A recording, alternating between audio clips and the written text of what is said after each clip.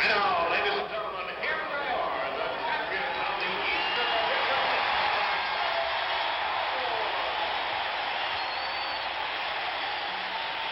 The Minnesota Vikings have already been introduced, and the Dallas Cowboys are about to come on the field.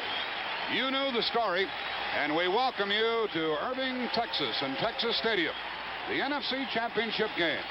I'm Jack Buck, and to my right is Pat Summerall. Pat has some comments about these Cowboys, the champions of the NFC East.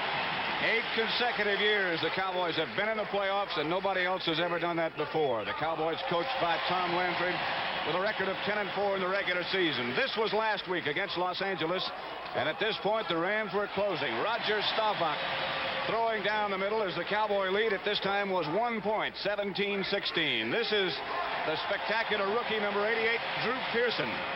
And this was the game breaker as Staubach put it out of reach from Los Angeles with this completion. That's as close to a victory dance as you'll ever see by Pearson as he got it in the end zone. The Cowboys went on to win 27-16.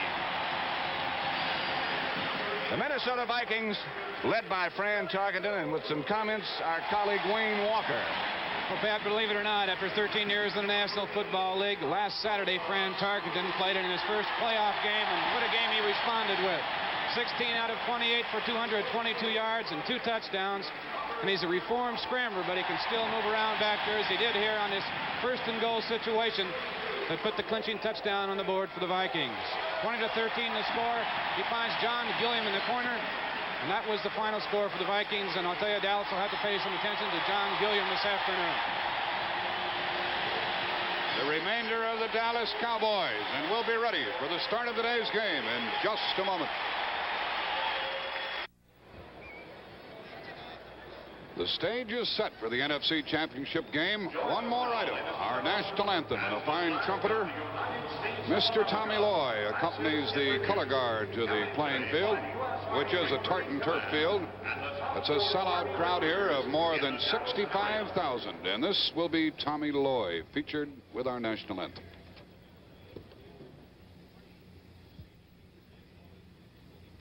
As we prepare for a new year, let us remember that we honor the Stars and Stripes as the emblem of our country. The flag is our symbol of national unity, national endeavor, and our national aspiration. Long may it wave.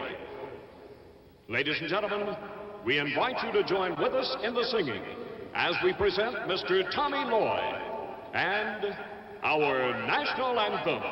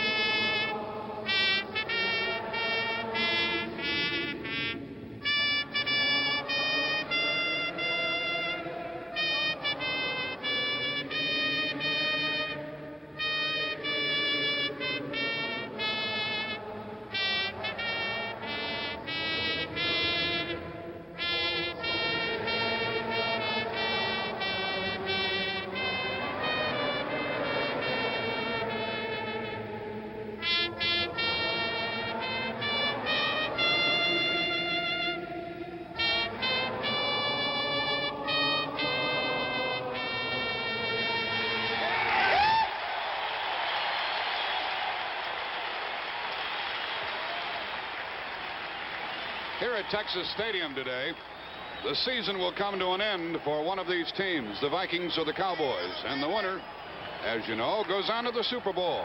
That date is the 13th of January. That telecast will be on CBS. Pat, I know the biggest item about Dallas you haven't referred to yet, having to do with Calvin Hill. Calvin Hill suffered a dislocated elbow last week against Los Angeles. He will not play. This, of course, is Roger Staubach, the NFC's leading passer last year with over 62% of his passes completed. Calvin Hill will not play. His place will be taken in the lineup by Robert Newhouse. Newhouse is 5'10" and 210 pounds. Not as quite a big a pass receiving threat as Calvin Hill, but nevertheless a fine runner. Fred Cox will kick off. 3 deep men for the Cowboys, and in the middle is Cliff Harris. He's number 43, and he's averaged about 25 yards per kickoff return. Here we go, and we hope you enjoy it. Mr. Harris takes it on the 1. 10, 15, 20, 21, and the Cowboys will go from there with Terry Brown downfield to make the tackle, number 24, and frequently he is downfield doing that work for Minnesota. Both of these teams do an excellent job on special unit performance. In fact, Tom Landry says that's the big difference in this Dallas team over past years. They're better on special teams. The Dallas Cowboys moving from the 21 with Staubach number 12 at the quarterback spot. Walt Garrison is the fullback, number 32.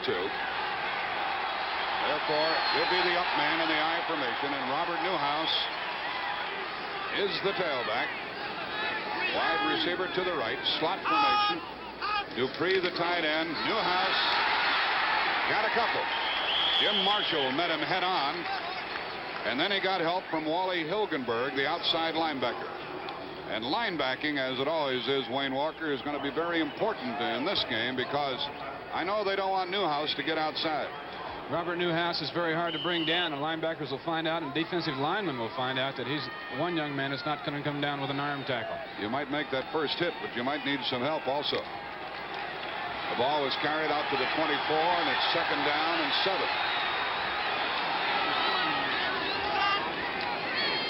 They shift into the I. And the pitch to Newhouse. This is what we're talking about, trying to get outside. He's short of a first down. It'll be a 3rd down play, and Jeff Seaman, the very mobile middle linebacker, number 50, got over there and made the hit. The Cowboys believe that the way to beat Minnesota is to run against them, and that's what they're going to start out early trying to do. And Newhouse with good pursuit. You saw number 50, Jeff Seaman, the middle linebacker, finally take him down. 3rd down and 4. Newhouse goes out, and Mike Montgomery comes in. He had been injured, but he's playing today, number 23. He is, we might add, Jack, a fine pass receiver, which, as I pointed out before, Newhouse is not necessarily a good pass receiving target. Hayes to the left, Pearson to the right. Montgomery and Garrison. Staubach's first pass, 3rd and 4. He's going to run for a first down.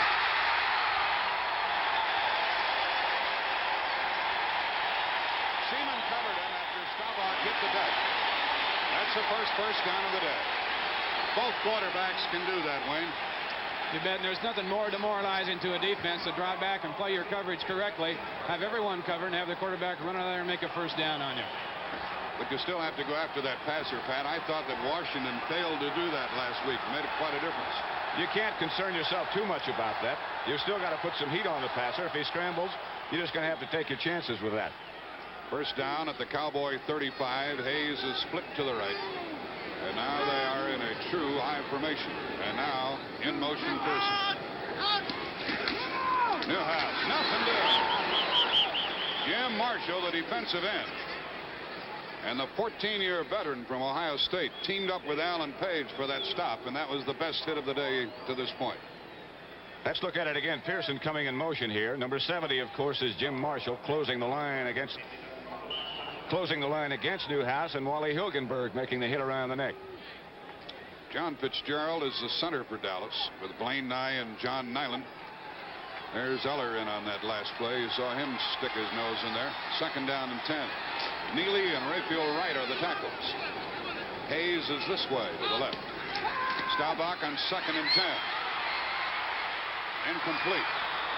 He tried to save it to Garrison, and the linebacker Roy Winston was covering, number 60. Well, what do you think of the tempo of this one thus far, Wayne? Anything untoward? Oh, no, I was really watching Gary Larson that time. I thought that perhaps the Vikings might play Larson as a hit and control man on passing situation because of Staubach's success last week running up the middle, but they turned him loose. They were going after him that down. It's 3rd and 10. We have 11:43 remaining in the first quarter. There's no score. This is the first possession. Bob Hayes goes to the right, Drew Pearson to the left, and Mike Montgomery is in there again.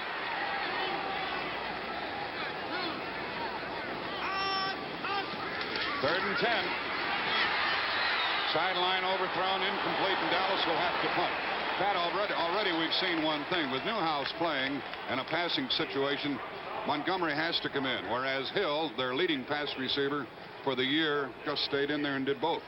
Of course, Calvin, as we pointed out, is an excellent target, 6'4" and about 230 pounds, but we will not see him this afternoon because of that dislocated elbow. The punter, and doing a great job lately, is Marv Bateman. He's averaged more than 41 yards a kick. He's standing at the 20, and Bobby Bryant is inside his 25. Big rush, but they didn't get to it, and Bryant calls for a fair catch. I thought he had a chance to return it, but the Vikings, getting the ball for the first time, go from their 26. This telecast is presented by authority of the National Football. Well, he's not a loser anymore, Pat. He took his team to the championship, and he's got them of their division. Won one playoff game, and we're looking at a winner now. That something's been stuck in his throat for a long time. That rep. Reed and Foreman are the setbacks. Gilliam is to the right. Carroll Dale to the left. Oscar Reed carried to the 30. Picked up 4, 2nd down and 6. And Bill Gregory, who's playing in place of Bob Lilly, was the tackler. It's a shame that Lilly is out, Wayne. That adds another dimension to this game. I'll tell you what, in a way, you hate to see anybody injured, but it's been a blessing for the Cowboys because they've really come up with some good young people to fill in for injuries this year, and it's really helped them down the stretch. Cowboys, by the way, have 10 first-year men on their roster. 2nd down and 6. Gilliam to the right, Carroll Dale to the left. The tight end is Stu Boyd on the right side. Now Foreman. Got a couple. Dave Edwards, the linebacker, number 52. Leroy Jordan, the middle linebacker, number 55. And the Vikings are confronted with a 3rd down play. Neither team wide open at this point, Pat. They've both been very cautious, which you would expect in a game like this, sort of feeling each other out. The Vikings very much like Los Angeles on offense. They like to run the ball. Of course, they can't throw it, as the Rams could with John Hadle. And with Tarkenton on 3rd down, he's a threat to do the same thing at Staubach did a minute ago and scramble. 3rd down and about 3 yards to go. Foreman is in motion. Tarkenton throws, and that's a 1st down. Chuck Foreman caught the ball. There's a rookie who can do it all. From Miami, Florida. What a year he's had. 800 yards. Did well in the playoff game last week. Cornell Green was covering, made the hit, but Minnesota gets a 1st down.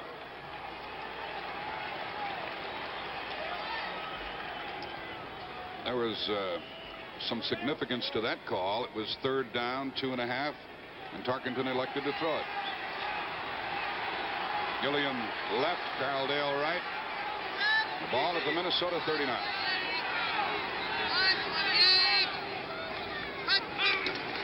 First down pass. Gilliam got it. They mark his forward progress short of a 1st down by about a half a yard. Mel Renfro made the hit. The next time Dallas lines up, instead of setting the offense for you, we're going to have Wayne Walker talk to you about that flex defense that the Cowboys use. It's something that they have featured and made work for them in very good fashion this year. It's 2nd down and 1, and the ball is at the 48. Who's going to be off the line there, Wayne, on defense? It'll depend on the Viking formation, who they flex. The defensive end is back on a weak side. The tackle's back on the strong side.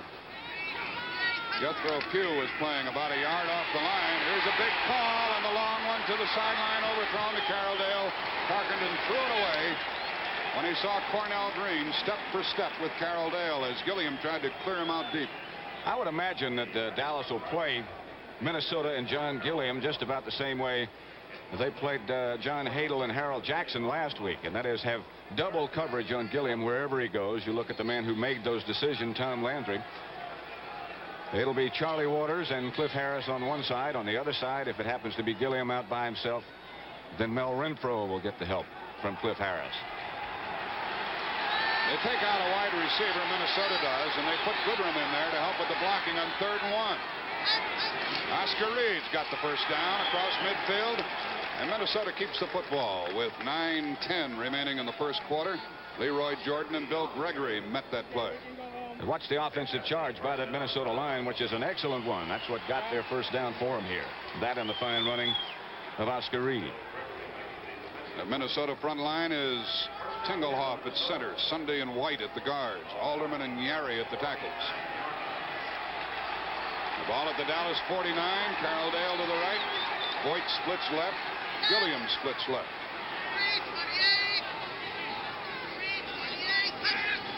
First down pass again. The bomb for Gilliam. Renfro covered it. I think he got a hand on it, but he was right at the sideline. And Tarkenton, I guess Gilliam just couldn't get down there quickly enough. He might have been bumped, Pat, because the timing wasn't there on that play. I'd imagine that somebody, if they got close enough to him, would try to knock him off stride. This is a note from the Cowboys. This is the first time in his pro career, regular season or postseason, that Bob Lilly has not started. But here's that last play with Gilliam being covered by Renfro. Nobody touched him. I think Francis wanted to go on the straight up there, and then Renfro was in such good shape that he threw it towards the sideline and just hoped that Gilliam could adjust to that ball. We said a while ago that both teams were rather conservative, but not now. Tarkenton throwing the ball on first down. That's a good down to throw against any defense. Jim Lash is in as a wide receiver. It's second down and 10. And he might as well keep throwing it, right? Jim Lash to the sideline. Yes, it's a first down. It's a first down for Minnesota.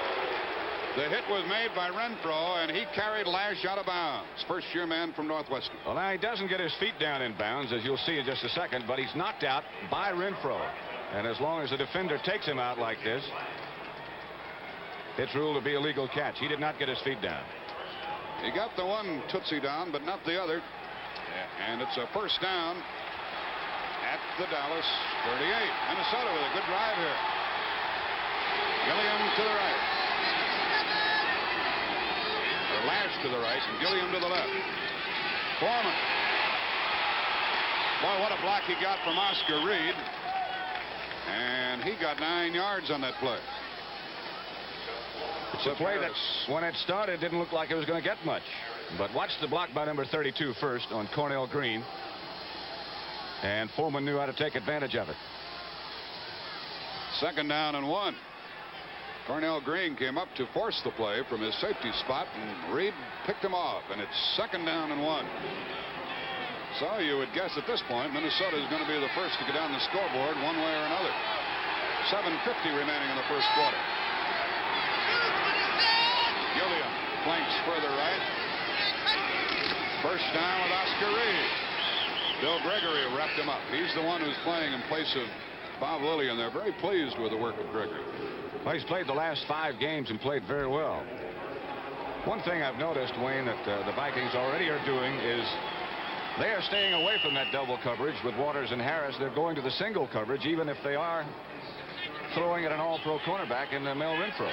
Well, that's the way the Cowboys think. They have so much respect for Mel Renfro's ability. They figure that they can put him out there one-on-one against anybody and give help to the other side. What a good drive by Minnesota. The ball is at the 26. First down. Oscar Reed. Good move. He's down to the 21. He picked up 5 yards. Pat Toomey, 67. Bill Gregory, 77, the tacklers. Let's check out the blocking on that last play, led by Ron Yary. Good block by Chuck Foreman on Larry Cole is the key to this. I think we saw Ed White in action, too, pulling from the left side, Wayne. I'll tell you, you'll find the Vikings anytime they really feel like they need it. They'll run behind Ron Yary over on that right side. What a ball player he is. The ball at the 21. Second down and 5.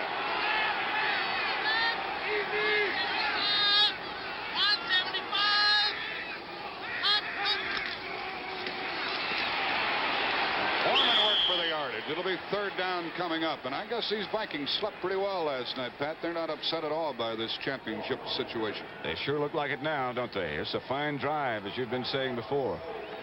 Cole and Jordan were the last tacklers. And it's third down and 1. And that's the one thing that Tarkenton has been able to do, Wayne, get him in that third and short situation.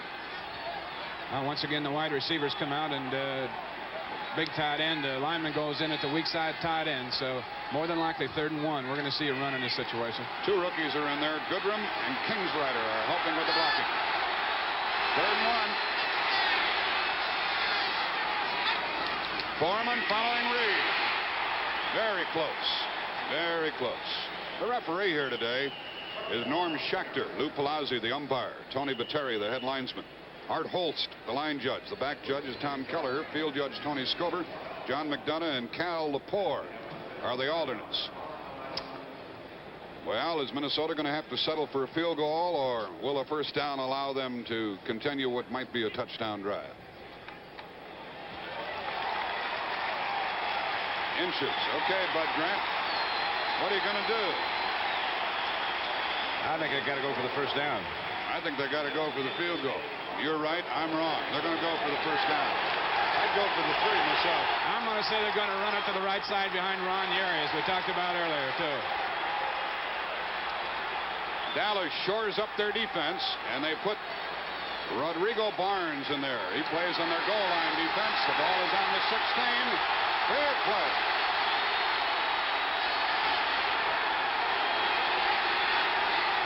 Fourth down. First down. Oscar Reed got it. First down. Yeah, he got it. He was driven back, but his progress took him very close to the 15-yard line as he hurdled.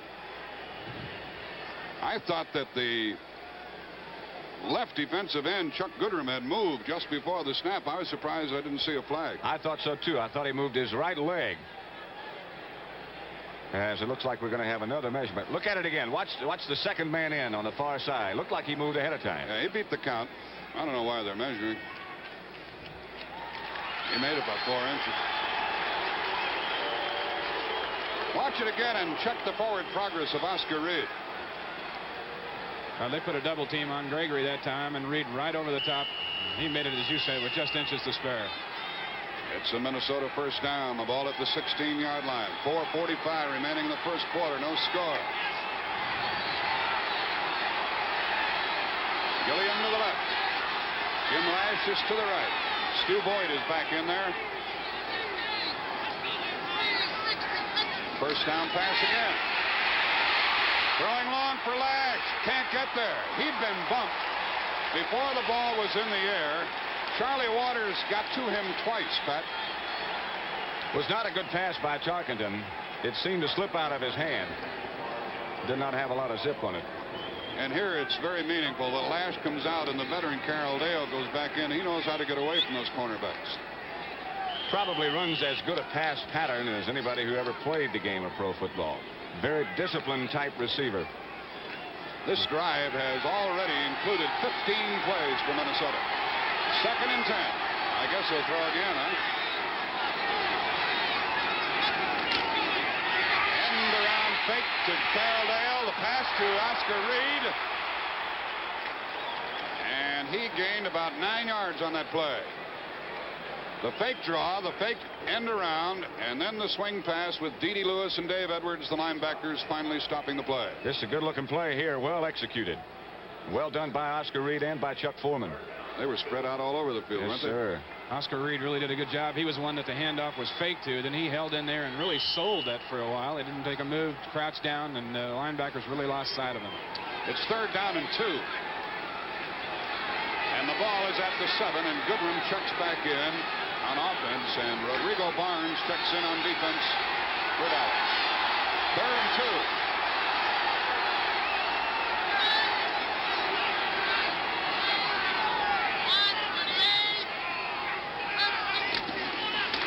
Reed's got the first down, a touchdown, but there's a flag holding against Minnesota.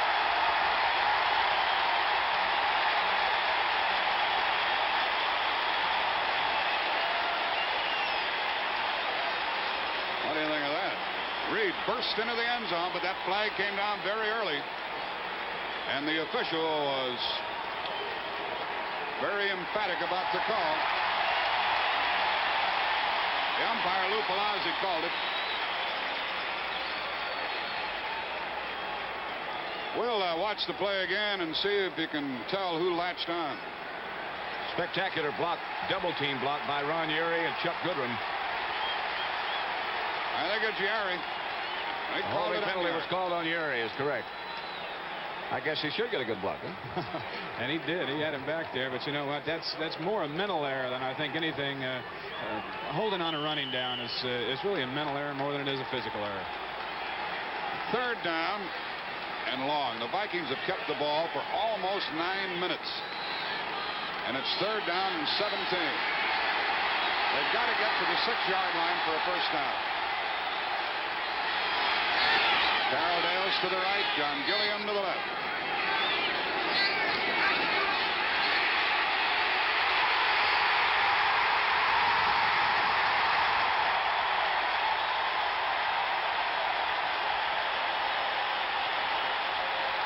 Harvey Martin, Pat Toomey have put Fred Cox under the gun. Harvey Martin replacing Larry Cole, as he often does in passing situations. He's number 79. And he is just a great pass rusher. He got away from Ron Yeary. Boy, that really hurt the Vikings. The longest field goal of the year by Fred Cox was 41 yards. This is a 44-yard attempt with Krause holding the ball. Oh, yeah. 3 points for Minnesota.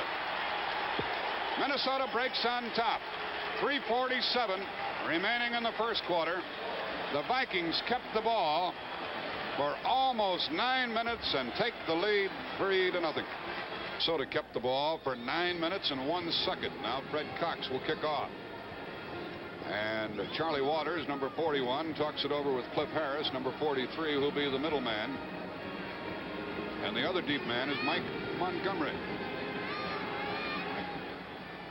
Fred Cox took Ron Yeary off the hook with that field goal after the holding call.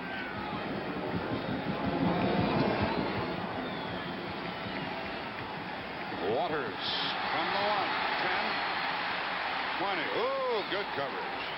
Downfield for the Vikings was Jeff Wright, who's a defensive back, number 23.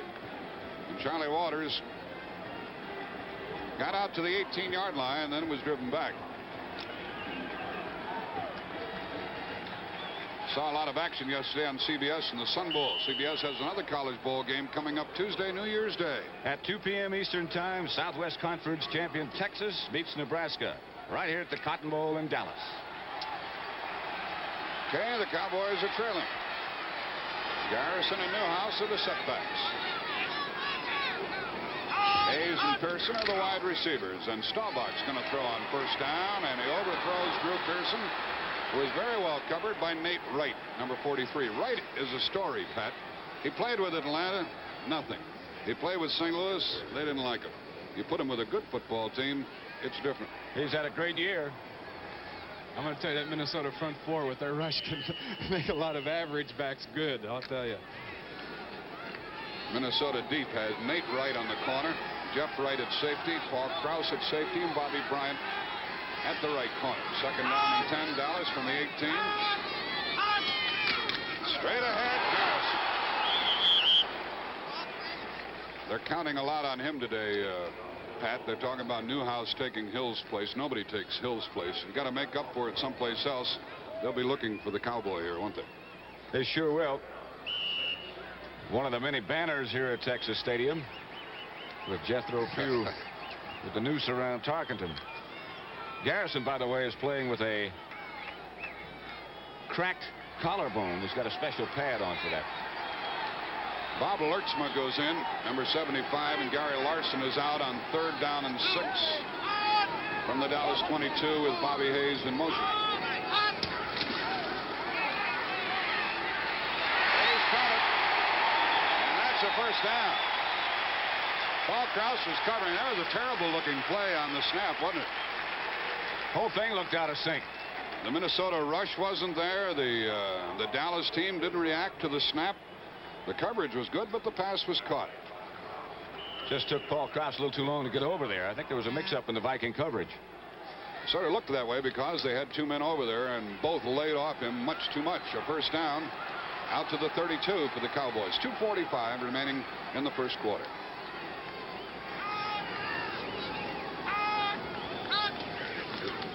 Newhouse.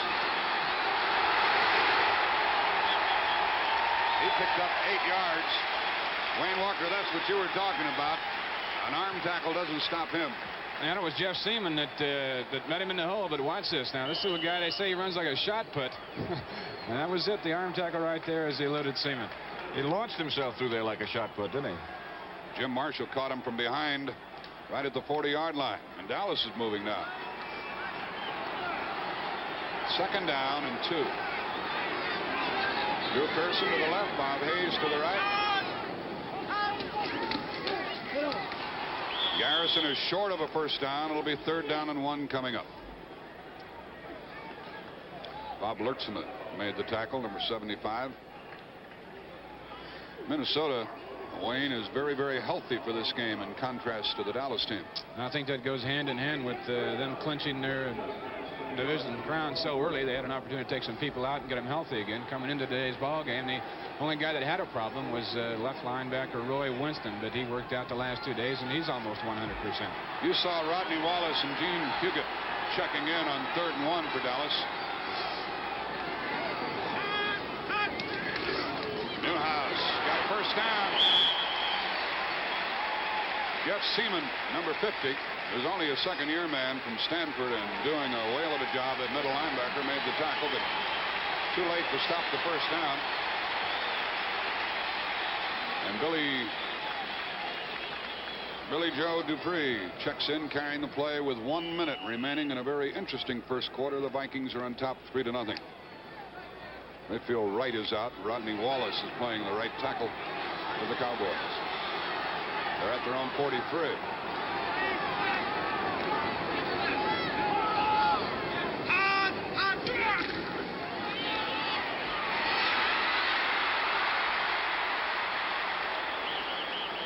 That's hard work for 2.5 yards. Carl Eller, number 81, finally stopped him.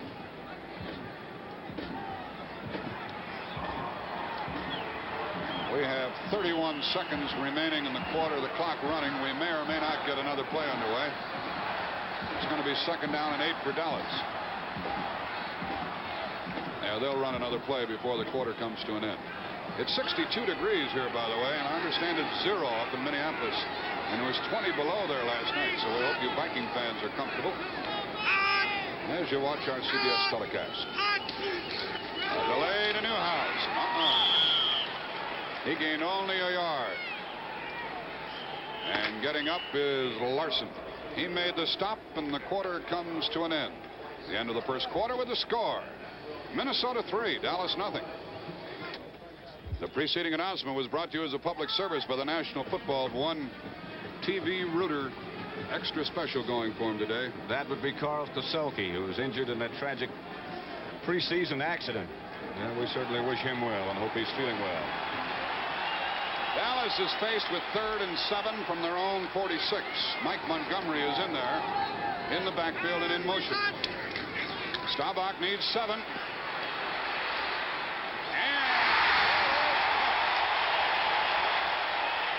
Bob Hayes caught it. I want to say something about Bob Hayes, Wayne. He's got a reputation here now that they don't count on him in the clutch situations, but they did that time. Well, they flooded the area over there with the motion man. Hayes made the turn in, and Bryant now, I think if he'd have played him up around the numbers, he could have brought him off that ball, but he went for the legs. Hayes knew he was going to get hit, Pat. He really got way off the ground to make that catch, and that's the kind of pass that he has the reputation of dropping. Well, he did it that time and gave Dallas a first down at the 39. Quite a strike by Staubach, by the way. Hayes is to the right, Pearson to the left, and the fake to Newhouse, and Pearson to the sideline. No good. Out of bounds. Well, as he comes back to the huddle, that gives us a chance to talk about Drew Pearson. He's a story in himself. Well, he had 2 touchdown catches last week against Los Angeles, and after the ranks of the wide receivers were depleted for Dallas, he came out of nowhere. He was invited to a tryout camp last spring and then invited back to the regular camp. The Cowboys went out to Thousand Oaks to start their workouts this year, and he has been spectacular. His father-in-law, by the way, is Marcus Haynes. A great dribbler with the Globetrotters. 2nd down and 10, and neither team is bashful about throwing the ball on first down. Pearson's to the right and Hayes to the left. And Newhouse gets nothing, and a flag goes down. A flag goes down. holding Dallas. 14:08 remaining in the half, so Dallas catches a flag here. And Minnesota is going to take the penalty, obviously, get away from field goal range, because Tony Fritsch ordinarily has a longer range than Fred Cox, so the Cowboys have a little edge in that department here today. Noticed in Bud Grant's comments before the game that the holding penalty, by the way, was called on John Nyland. But back to Bud Grant's comments, this is one of the things he said would determine who won this game. Officials' calls, holding against Dallas. Norm Schechter, our referee, indicated it, and it's 2nd down and 25. Jack Buck here, Pat Summerall, Wayne Walker alongside. Bob Lertzema has checked into the defensive line, and Gary Larson is out. Frequently we have seen Alan Page holding against that scramble by Staubach. Ref should be able to pick it up here. There he is, chasing Staubach, and he got him. We lucked into that one, Pat, because Page has been holding there. I'm not really sure whether that was a hit and control move by Page or just an excellent job of pass blocking by John Nyland. I would think that if they were going to turn one of those two tackles loose, it would be Page they turn loose and hit and control with the other one, whether it be Larson or Lertzema. The ball is out to the Dallas 48, and it's 3rd down and 22. Let's listen to Staubach as he sends Hayes to the right and Pearson to the left.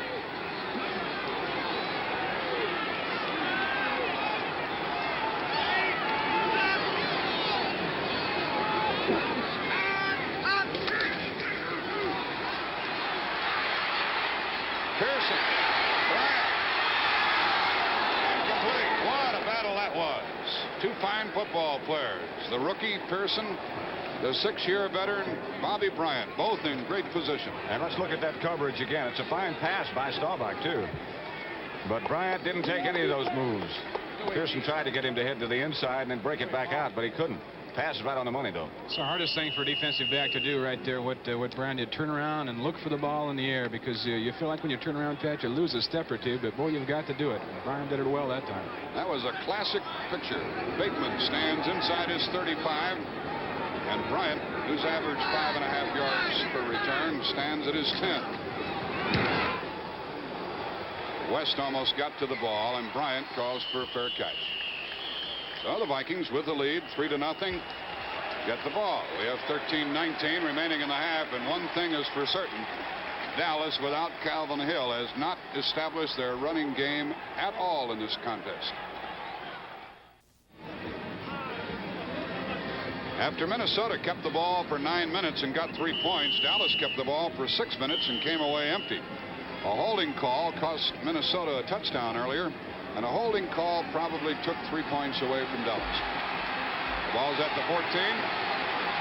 Foreman and Reed are in the eye. Carroll Dale and Gilliam are the wide receivers.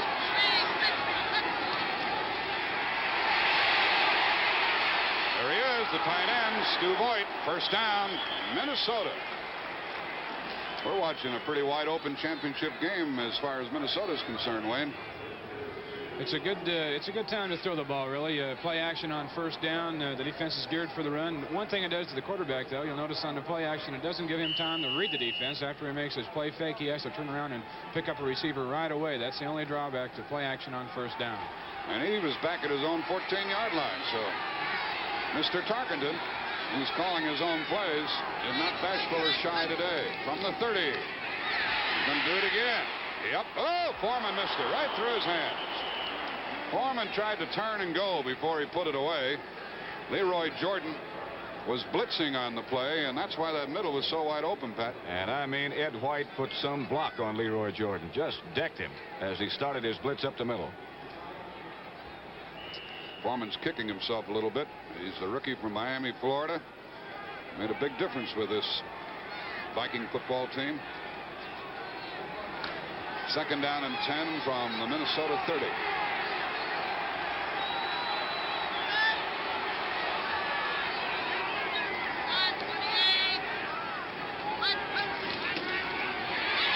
Oscar Reed squirts out to the 35-yard line, and Leroy Jordan, number 55, covered him.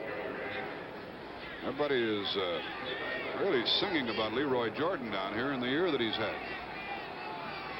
Spectacular year. He's had 6 interceptions, or had 6 in the regular season. That was high for linebackers in the NFC this year. But I'll tell you, that's a pretty good matchup we're watching today between Jordan, number 55, and Mick Tingelhoff, the offensive center for Minnesota. And he's done quite a job on Leroy so far.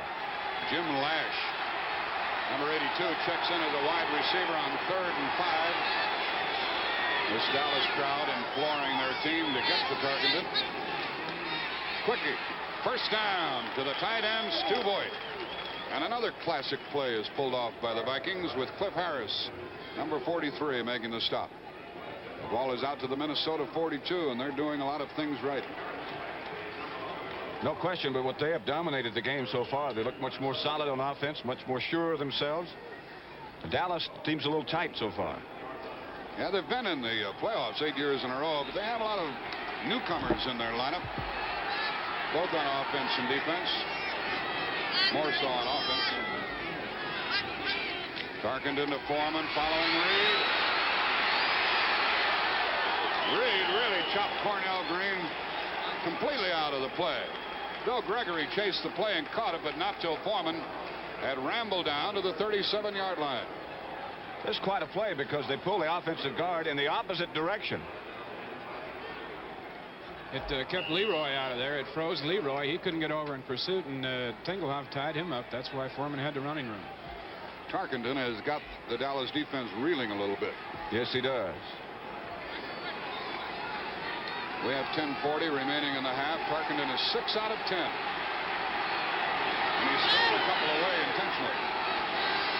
Another first down. Good fake. Incomplete. How do you like that hit by Waters on Lash, who unfortunately is shaken up on the play, and it's understandable.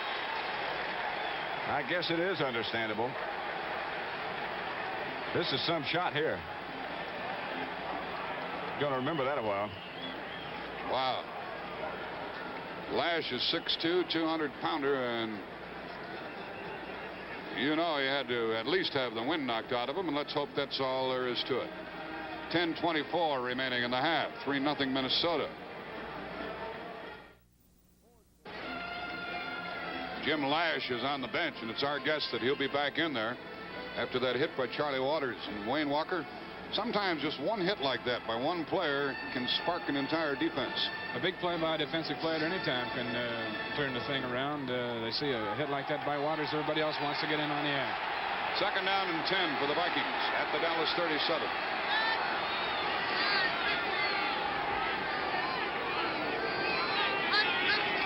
Foreman up the middle. I want to tell you, I've seen some blocking by Oscar Reed that has been unmatched in this game thus far. Good block by Ed White, who comes and pulls behind the center and leads this play up the hole right over the middle. As you're looking at Foreman, watch Oscar Reed's block on Jethro Pugh. A good block by White also. Bill Gregory gets over, number 77, and he makes the tackle, and the ball is down at the Dallas 29, and it's 3rd and 1 with Goodrum and Kingsrider checking back in up front for the Vikings. Look at Dallas dig in. He wouldn't throw the ball here, would he? No. Reed. He carried everybody forward.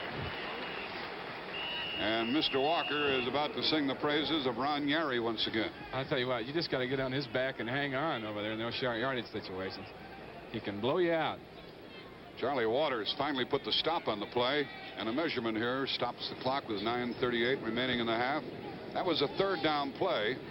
Remember earlier Minnesota had 4th down and they gambled, and they're confronted with another situation, and they're going to go again. I don't think they've made up their mind quite yet. He wants them to go for it. Bud Grant just signaled. Okay, it's 4th down and about a foot. Rodrigo Barnes checks in to bolster the Dallas defense, and Bill Brown goes into the game for the first time, probably carrying a play. He probably will wind up carrying the ball.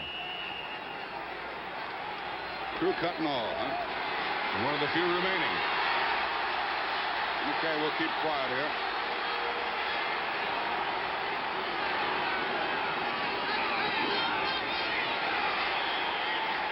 Foreman's timing on the play was terrific. I thought, in fact, he might have been in motion. He got a good rolling start that time, reminiscent of Leroy Kelly and Essex Johnson. He really got to the line. That's the way you go through stop signs when you're driving. He got the first down. So twice Minnesota has gambled. And it's paid off. Jethro Pugh and Pat Toomey made the stop. And Foreman got the first down. And Pat Summerall was wrong. Bill Brown didn't carry the ball. But he did have a crew cut. He did a heck of a job of decoying. The ball's at the 26. 9 minutes left in the half. Gilliams to the left. Tarkenton throwing and incomplete. Oscar Reed was the intended receiver. Carroll Dale had carried a lot of traffic into the same area. I think the pass may have been intended for Carroll Dale, and Reed got a little deeper than maybe that pattern was drawn up, because Dale ran a post pattern, and the flare control shouldn't have been that deep. It's a very difficult pass to throw, as Tarkenton was rolling left and throwing back to the middle, across his body like that. I was surprised that one wasn't picked off with all those Dallas people coming into the area. 8:50 remaining in the half. Second down and 10 from the Dallas 26-yard line. Vikings leading 3-0. Trying to get into the Super Bowl. Dale is to the right, Gilliam to the left.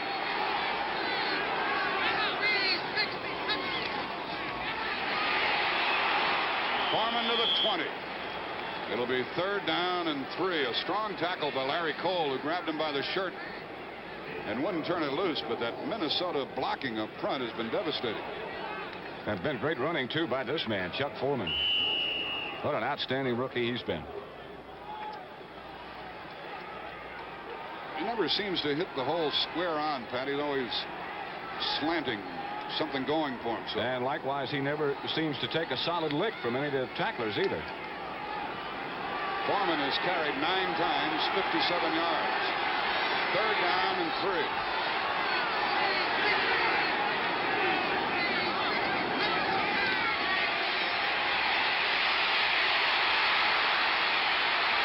First and goal from Minnesota. The middle was open again. Jethro Pugh made the tackle. And I think Tarkenton wanted to hit his tight end, Voigt, who'd been very well picked up. He put a great move on middle linebacker Leroy Jordan, who was all set to make a tackle in the open field. And Francis left him with nothing but air.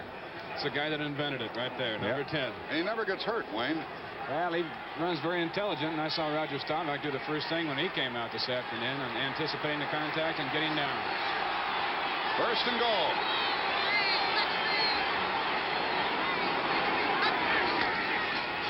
Here comes Reed to the 5-yard line. Mick Tingelhoff threw one of the good blocks. Oscar Reed threw the other, and Ron Yary crunched somebody else. And the tackler was Gregory, helped by Harris. 2nd and goal from the 5. This has got to be, to this point, Pat, the flattest half that Dallas has had in a long time. I guess since they played Philadelphia. We saw them against Washington the next to the last week of the season. That's the best football game I think I've ever seen them play since I've been watching the Cowboys. But they definitely are flat today. Either that or Minnesota's just playing super football. 2nd and goal. Foreman. He's got it. Yep. That makes it 9-0. Who shook him loose, Wayne? I'll tell you what, a super block over there by number 83, Stu Boyd, on the outside linebacker. Watch the top of your picture. Oh, it was Yary coming out. Now, Yary makes the turn on him. I'm getting tired of you talking about him. I saw the 3. I thought it was Stu Boyd, but it was Ron Yary. Well, Boyd blocked down on the inside man and did a good job there. Yary came around behind him and looped in on the linebacker. Krause will hold it for Cox, who will try to make it 10-0. He hasn't missed all year. 33 out of 33. Earlier they kept the ball for 9 minutes. It's 10-0 now. And this time they kept the ball for another 6 minutes and 10 seconds. We have 6.5 minutes remaining in the half. And here in Dallas, it's all Minnesota, and it's 10-0. mentioned earlier that Fran Tarkenton is now a winner, no longer a loser. And what a display he is presenting today. He's got the Dallas defense back on their heels. Cox will kick it off. Cliff Harris is the middleman. Montgomery and Waters are the other deep receivers. 6:31 remaining in the half. And Dallas needs something badly. Like a return from Harris from 1 yard inside. 10, 20. He's got a little going for him. Shy of the 35-yard line. Harris had averaged 25 yards per return, and Bobby Bryant finally stopped that one. I saw Bill Brown in the middle of that play also. Well, that might spark him as the Cowboys come out to their 33. Let's watch that return again. Number 30, of course, is Bill Brown, playing on the special teams after 13 years in the league and pursuing very well. A 34-yard return takes it out to the 33. Bob Hayes is a slot back to the right and in motion now.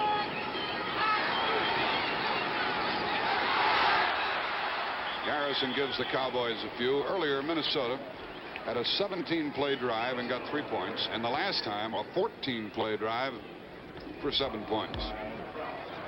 Paul Krause was a tackler on Walt Garrison. We mentioned Calvin Hill being out. And Otto Stowe has not been activated for this one. He had a broken ankle earlier. He could play in the Super Bowl if Dallas gets there. 2nd and 6. Pearson in motion. Newhouse. Stopped cold by Carl Eller, number 81. And it'll be 3rd down and 4 for Dallas. That's a matchup that we intended to watch throughout the day between two All-Pros, Rayfield Wright and Carl Eller. So far, you'd have to say the edge goes to Minnesota and to Eller. It's obvious here, Wayne, that Staubach's trying to get that running game established, because unless he does that, he's sunk this afternoon. Well, he's got a long way to go yet in the ballgame. 5 minutes remaining in the first half, and he does have to get it going. Montgomery checks into the backfield. He's a pretty good pass receiver. And he's in the pattern. Mr. Larson, the 10-year man from Concordia, number 77, forces Dallas to punt.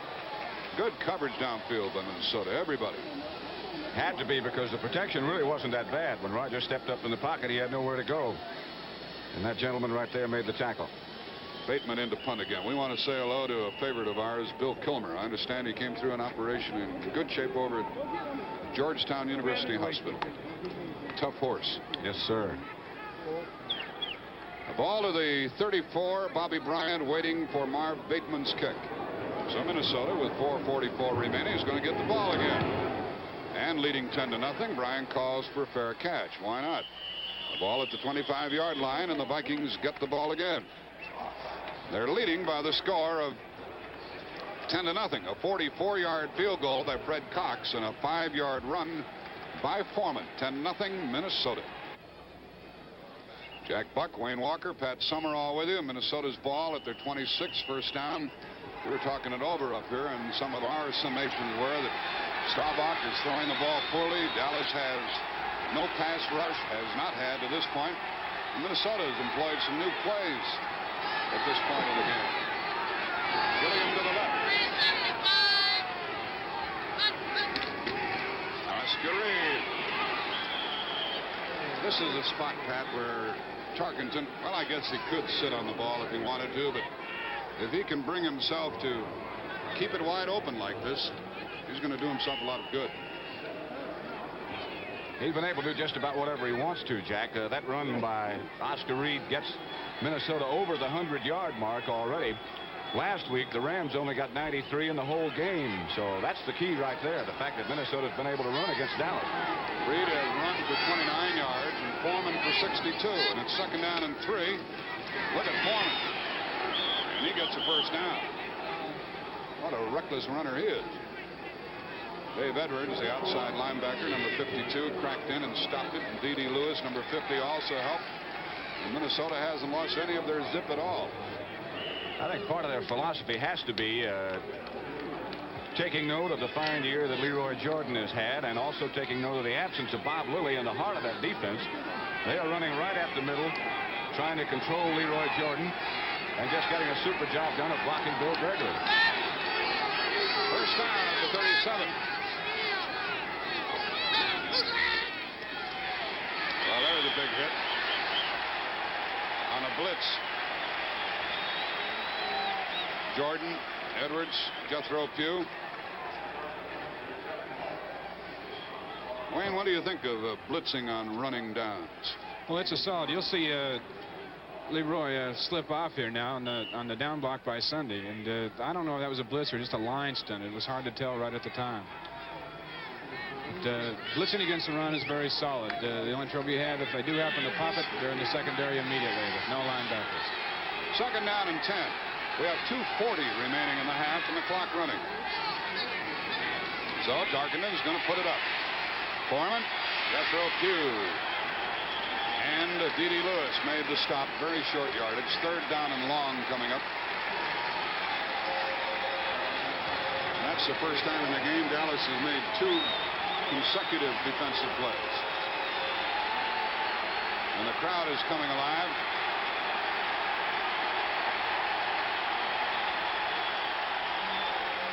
Harvey Martin checks in to the Dallas defense. A rookie from East Texas State. He's wearing number 79. He's good, Pat. Very good. We're down to the 2-minute mark now.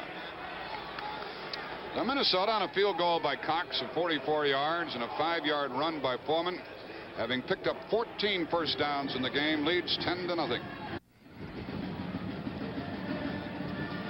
Standing on the sideline and missing from that Dallas defense is this man right here, Bob Lilly. I think Tom Landry paid him the supreme compliment last year when he said, frankly, nobody is as good as Bob Lilly. I don't care who it is. And you've got to miss a man like that. I bet he's eating his heart out down there on the sideline, because as pro football players will tell you, when they're hurt, they feel like they just don't belong to the team at all. Third down and 7. 2 minutes left in the half. Gilliam to the left. Carroll Dale to the right.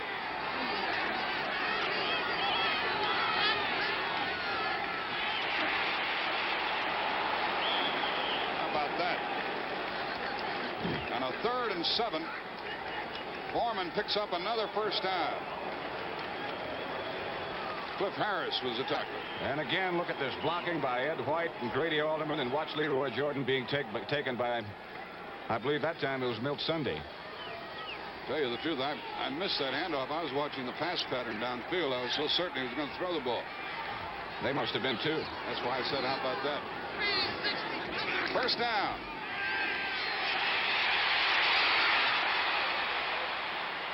And broken up by Renfro. Jim Lash, who was injured earlier, was the intended pass receiver, and Renfro's speed just did get him there. I thought Tarkenton had some running room, but he's just not inclined that way so much. Not as much as he used to be. Also, the experience that he's gotten, he reads defenses a lot better, and he's able to pick up receivers and secondary receivers a lot better than he used to be. He gets that good pass blocking up front, Pat. And, of course, it takes a while, too, Jack, for the receivers to get used to a man like this who's running around. It's a moving target for them to find as well as for him to find as he looks downfield. 1:19 left in the half. Second down and 10. Harvey Martin is in there to try to bolster the Dallas defense. Oscar Reed got only a couple. Let's see if the Cowboys stop the clock. Nope, not yet. 1:10 remaining in the half. Jethro Pugh, the primary tackler, number 75. We're coming up to the 1-minute mark, and neither team is inclined to bring a halt to the proceedings. At halftime, Tom Landry, the coach of the Cowboys, is going to be your football instructor, and he's going to talk about the screen pass. There's Tom now. Screen pass, although it looks like a very simple play, is one of the most difficult ones to execute in football. Landry's an expert on it. You'll learn about it at halftime in the NFL playbook. And nothing doing on that one. The whistle had sounded. Tarkenton took all the time that he wanted. And a delay of game comes about with 34 seconds remaining in the half. I guess he did that by design, didn't he, Pat? I imagine he wanted to keep the clock running and take as much time as he could. He didn't want to stop because they're trying to run it out now. I was surprised, frankly, that the Cowboys didn't take a timeout. I think certainly they will now. They will after this play. It's 3rd down and 12 back at the 48-yard line.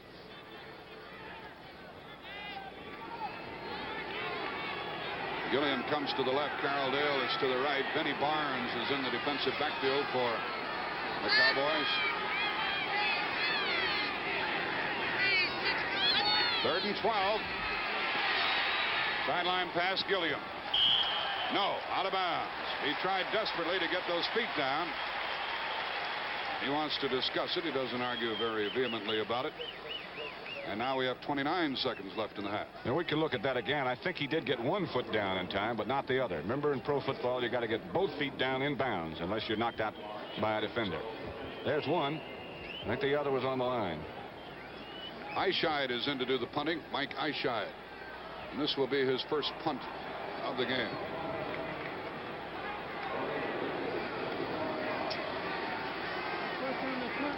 Golden Richards, who has excellent hands and good speed, is not going to have much of a chance. Yeah, you better call for a fair catch. And Minnesota has downed the ball inside the 10. I think he had an idea, Pat, and then sneaked a peek and said, better not. All right, well, the ball was so high, Eischeid kicked it just exactly like he wanted to. In that particular spot on the field, you try to kick it high and not kick away, so they do have to either fair catch it or let it bounce. I know that Tom Landry believes that you shouldn't handle the ball inside the 15-yard line, and Richards didn't do it. So Eischeid really helped the Vikings with that one. The ball was down on the 7-yard line. A 47-yard punt.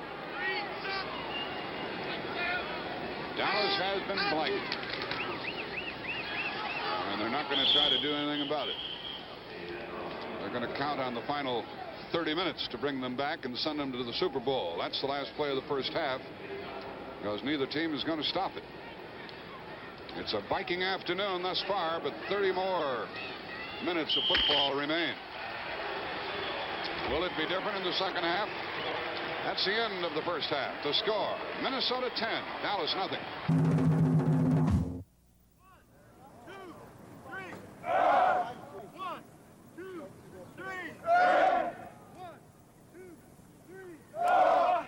I feel that the deceptive game, which the screen is one of the essentials of deceptive game, plus the draw play, those are the things that really make an excellent passing game. Number one offense, the starting team out, 2-minute period.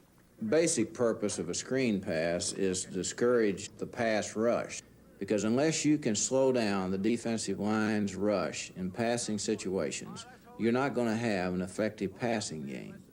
Go over the coaching points of the screen play. Now, the main thing is that Blaine, in this position, he's a key to the screen because his timing must be perfect in order to pull the lineman out into the setup. Now, Walt, in your position right here, the thing you're doing on the snap of the ball is I'm checking the blitz right here. If he's coming, I'm going to engage him, and then I'm going to slip out into the screen. If he isn't coming, my next pickup is the end right here. Then as soon as I've checked the outside man, the end, then I'll come into the seam and start to search.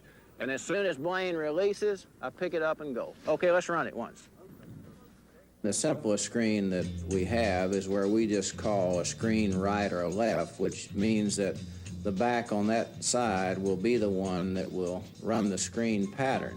The techniques that are involved in this particular type of screen is the back who's setting in the screen look as though he is blocking on the play. And then what he's trying to wait for is for the release of the guard who leads the screen out to his side. And as soon as he sees that guard move, then he will slide inside of the block of the tackle and move out into position to catch the ball. And the back and the guard release is the most essential thing, I think, in a screen, and that's the most difficult thing to get. The quarterback's function is very important, and his action when he comes away from the center, he drives very deep, very fast. He hesitates a second and give the defensive lineman the impression that he's in the pocket ready to throw as they release from the lineman. And as soon as he feels this, he drops again for the timing of the pass before he lays off to the back.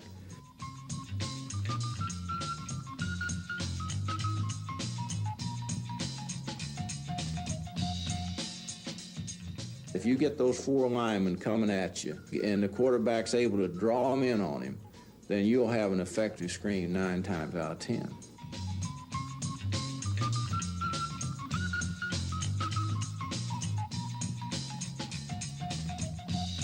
If you're going to defeat a screen, then you have to defeat it basically with defensive line recognition.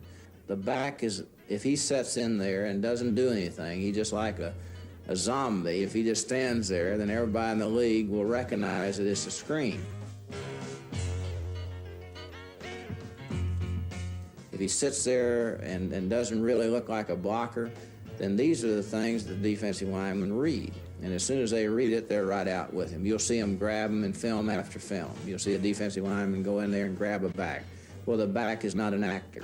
You got to be an actor to run a good screenplay. Well, the offensive guard, who is the lead blocker in the screen, his initial hit will be almost the same, but not quite as tough as he would do on normal pass protection. Then he tries to get the defensive lineman to avoid him away from the screen instead of towards the screen, where he might pick up the back. The whole timing is set on the lead guard. He has to have the timing of the screen. He must make it look as though it's a pass, and then he must release on timing, because everything is controlled by him. When he goes, everybody goes.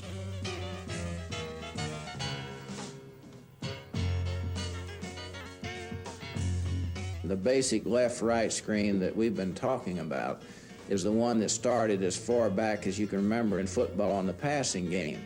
But since that time, we have a number of different variations of the screen. What we call the quick screen variation. The back just checks quick and flares, and the lineman just hit on a 1 count, brush block, and go. And if those defensive linemen have taken 2 steps in, it's too late, because the back's already outside on the move. It's a real speed screen. If you have an exceptional runner that does a great job in open field, then this is the best way to get him out in the open. You try not to change your timing from one type of screen to another. And so what happens on a double screen is that the initial fake of your screen is very quick, the way you don't want to go. And as soon as those defensive men, and they see the quarterback start his fake that direction, then they'll turn to go into the screen immediately. When that happens, then the quarterback works away from that back out the other side where your screen is set up.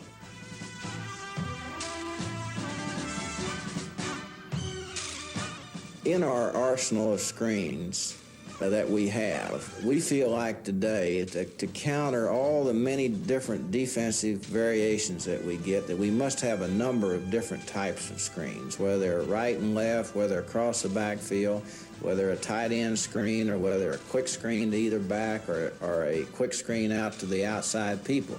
We have all those screens within our playbook. And in our game plan, we'll choose the one that's going to be most effective for the opponent that we're going up against that week.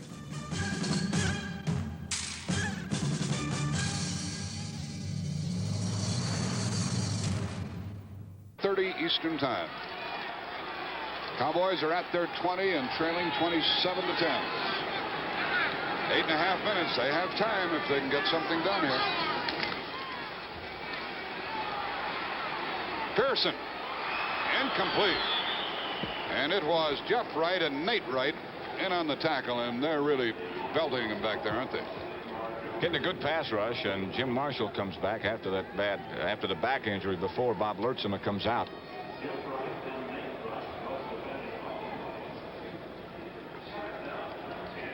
These Cowboy receivers know that they're going to get walloped, upended when they catch a ball.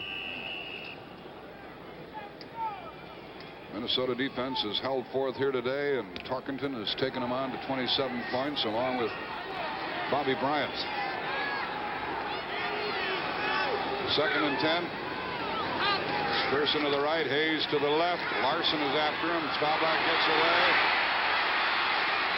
He's going out of bounds. And the man who ran him out is shaken up. Bobby Bryant is a little slow in getting to his feet.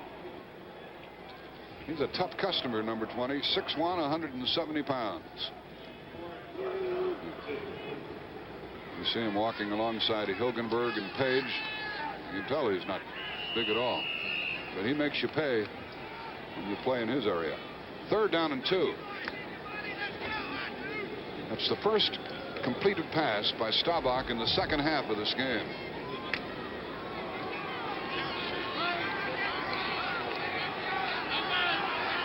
He's completed 7 and 4 intercepted. 3rd and 2. And the bomb. Pearson, Bryant. Nobody. Incomplete.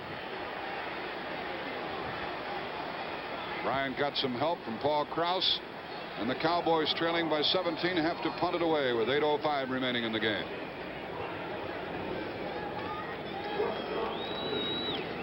Now, Pearson's had 2 people with him wherever he's gone, Pat.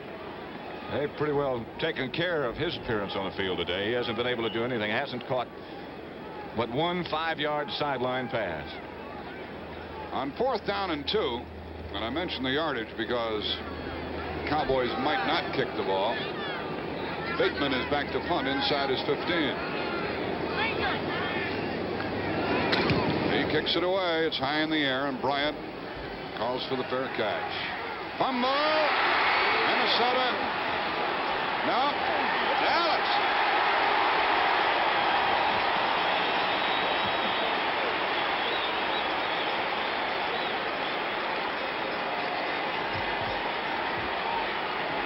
Bill Gregory, number 77, came away with the pigskin. That was a funny-looking punt by Bateman, sort of a knuckleball that Bryant never did find the handle on. Vikings were around it right here, but just couldn't come up with it. This ball's still loose now. It bounced up to Gregory, as it turned out. Well, still time for the Cowboys. 7:54 remaining if they can get in.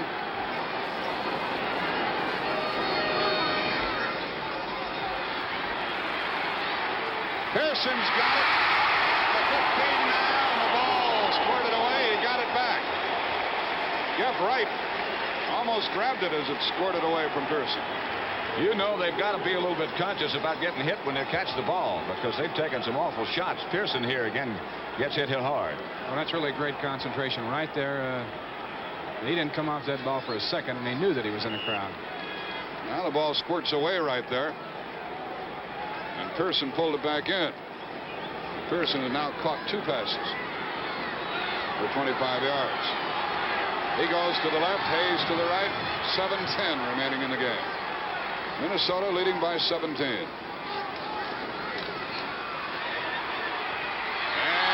a flag. It'll be 1st and goal. Called against Nate Wright.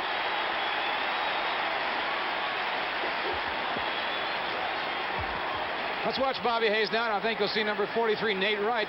Watch his arm. It'll get around in front as he tries to play over the ball. And he was holding him with that right arm. Yeah, it was the old right arm that got him in trouble. 1st and goal from the 2-yard line. Dupree and Fugit come in. Try to help with the blocking and get Dallas into the end zone. 7:03 remaining in the game.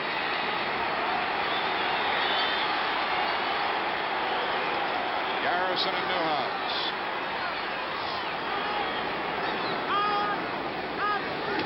Garrison is at the goal line. Fumble. And Minnesota gets the ball. Gary Larson, I think, came up with it. I'll tell you, what a job this defense has done. Boy, you can't say enough good things about this Minnesota defense. Larson did come up with the ball. That's a hit by Hilgenberg right here that it's that ball out of there. Now watch the ball come right back, right underneath Gary Larson. I'll be darned. I thought the Cowboys were going to get in and cut the margin to 10 points with 7 minutes left. Well, they've had plenty of opportunities, no question about that. But Minnesota defense has just been great. Now Tarkenton will be inclined to use as much time as he can as he starts from his own 3. He gives it to Oscar Reed. The Cowboys have had 6 turnovers in this game. 2 fumbles, 4 interceptions. You can't win like that. Not against a team like Minnesota. Reed carried out to the 6-yard line. It'll be 2nd down and 7. We're coming up on the 6.5-minute mark in the game. Less than that now. A few of the Dallas faithful have started to file out.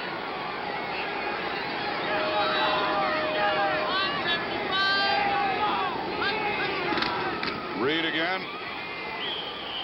And he gets a couple of yards. Jethro Pugh wrapped him up along with D.D. Lewis. Now we're coming up on the 6-minute mark, and Minnesota maintains their 17-point advantage. They led at the half 10-0. At the end of the 3rd quarter, they led by only 7. And then it all started.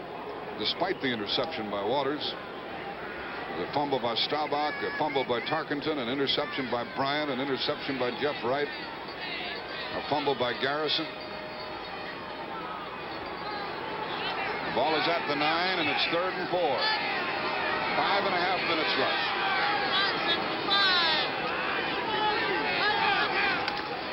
And I'll be darned, they get a first down with Oscar Reed. And the Vikings will keep the ball a while longer. Cliff Harris made the tackle. Reed started up the middle, as you saw, then ducked outside very quickly. And that's another mark of a fine football team, is Oscar Reed either is tired or got the wind knocked out of him. Bill Brown replaces him. To be back buried in your own goal line, close to your own goal line, and be able to come out of there with a first down when you're trying to run out the clock as the Vikings are, is, as I said, the mark of a very, very good team. Reed had a good game last week against Washington. Another good one. Ball is at the 19-yard line, and Foreman got a couple. Now we're coming up. Tempers flare. The officials break it up. 4.5 minutes left. Minnesota 27-10 over Dallas.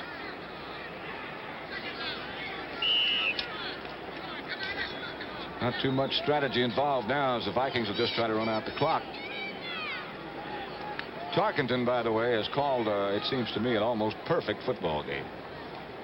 One bad pass, I think, is about the only mistake he's made.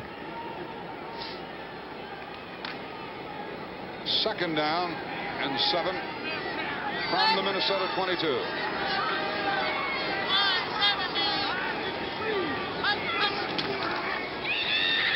And Bill Brown crosses the 25, bringing about a 3rd down play. 3:45 remaining in the game.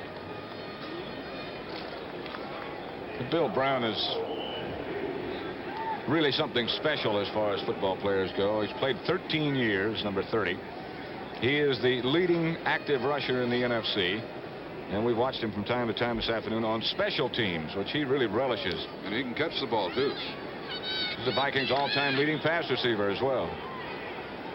We didn't have a turnover in the entire first half of this game, but the second half has been replete with fumbles and interceptions. 3rd and 2 here. And another first down.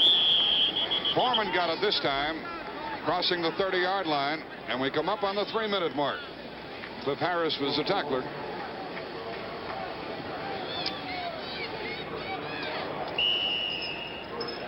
As we mentioned earlier, Brent Musburger and Jack Whitaker are part of our telecasting crew. And our post-game show today will take you into both dressing rooms, the winners and the losers. And so stay tuned for that, because it won't be long. 2:40 remaining in the football game and the clock running.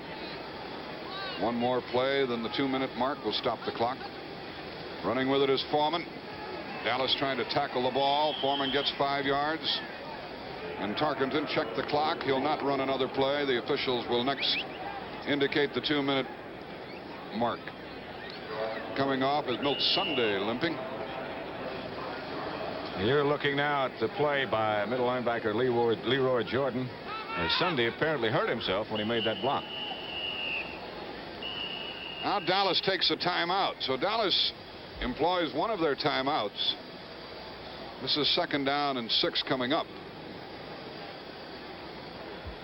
Well, Dallas truly did take a timeout, I would be very surprised, because just 6 seconds left before they'd stop it for the 2-minute mark.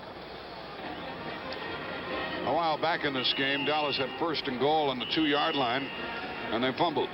Pat, you just know this game would have been different with Hill in the game, Calvin Hill. Well, it's another dimension added to the Dallas offense, in addition to being the 1,000-yard rusher that he was and has been for the last 2 years. He poses so many other threats that a defense has to consider. 2:06 remaining in the game. 2nd and 6 for Minnesota, and Foreman has to go very deep, trying to turn the corner.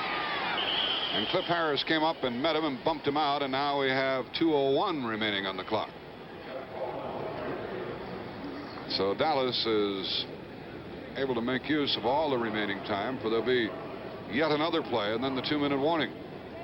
Tells the story. 27-10. There's Nate Wright, number 43, and Gary Larson, 77. These folks are headed for Houston. In 2 minutes, there'll be one NFC team alive, and that'll be the Vikings. And no one can say they didn't earn it here today, Wayne Walker. No, they've played super, and actually what they are earning is $8,500, the winner shares of today's game, and a guarantee, I think, of $16,000 whether they win or lose at the Super Bowl. So it was worth showing up for. 3rd down and 1.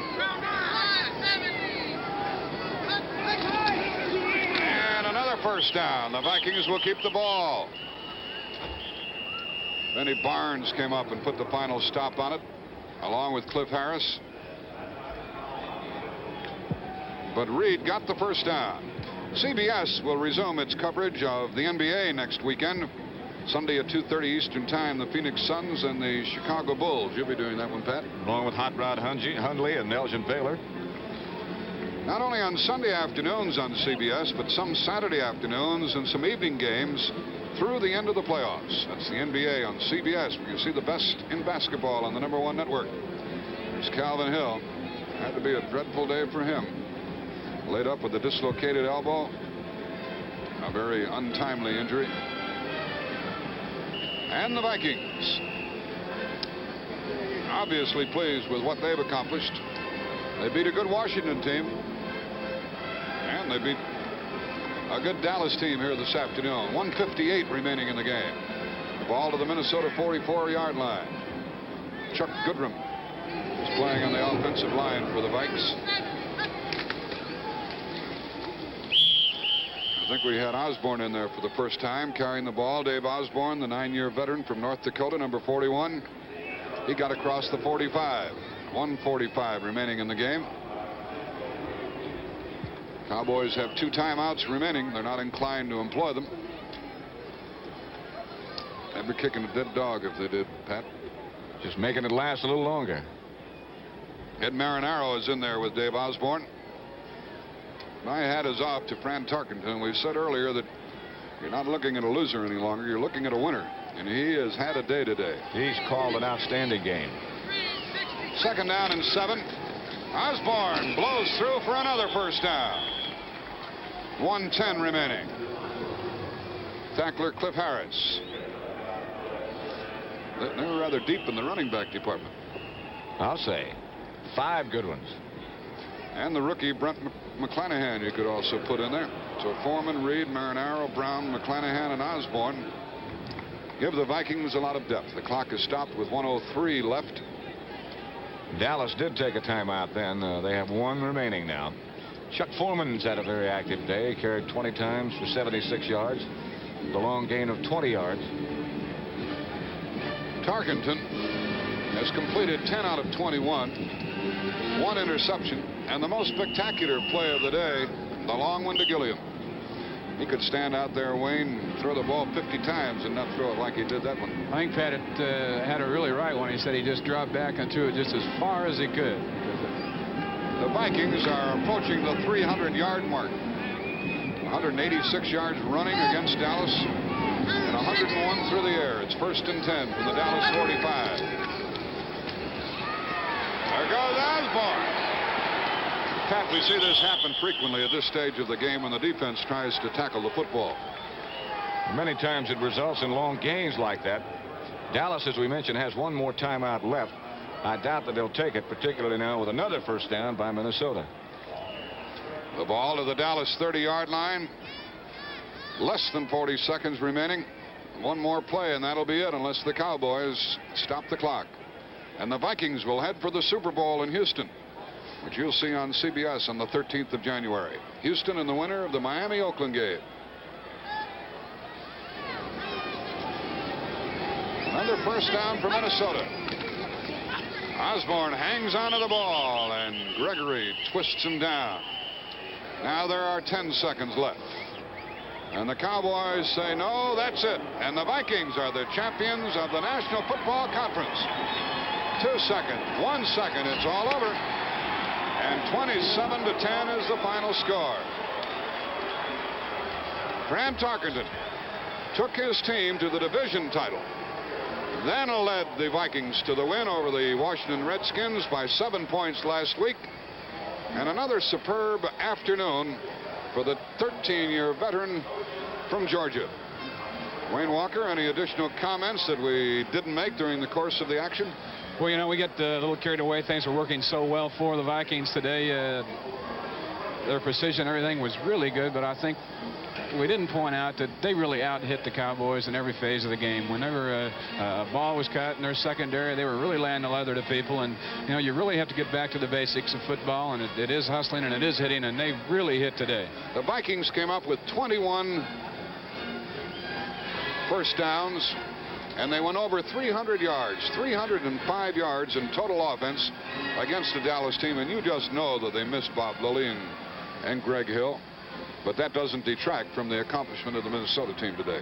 Well, Calvin Hill being out of there certainly hurt the Cowboys, but as you said, you can't take anything away from Minnesota. I doubt it would have made a difference winning or losing the ball game had Calvin Hill been there, because of the performance that the Vikings turned out today. The first time they had the ball, they kept it for 9 minutes, and Fred Cox kicked a field goal. We have player interviews coming up, and I'm sure you'll enjoy hearing not only what the winners, the Vikings, have to say, but also the losers, the Cowboys. And our friend Jack Whitaker is down on the playing field. Coach Tom Landry here, who saw all his hard work and planning and dedication end here today, and just kind of a tough moment, Tom. Well, it really is, but, you know, Minnesota played an excellent football game. They came prepared, and they whipped us the first half especially. They gave us a chance to come back after our punt return, and it seemed like the same thing happened to us that happened to L.A. last week. They came right back, as good teams will on their day, and hit us with the bomb and neutralize all the advantage we had with the punt return. And after that, we had other chances, but we just didn't seem to have the edge to go in the score anymore. What was halftime like here in the locker room? Because your defense came out, seemed tremendously fired up in that second half. Well, we knew we had to do a great job. It wasn't that we were doing such a bad job the first half. It was what Minnesota was doing. They were doing a super job the first half, both defensively and offensively, and we couldn't stop them defensively, and we couldn't move against them offensively. So you can't say much more than that. But we were ready the second half, I thought, but some days it's not your day. Some days it isn't, and unfortunately one day can take you out of the big one, can't it? That's right. The only unfortunate thing about football is that there's only one winner, and that's the Super Bowl winner. Everybody else is losers, so that's the tough thing. Now you go back and prepare for next year. That's right. We have to start again, and we got a good team. We got a good young team, and they played super football all year, and it's too bad it ended today. Thank you very much, Coach Landry. Thank you.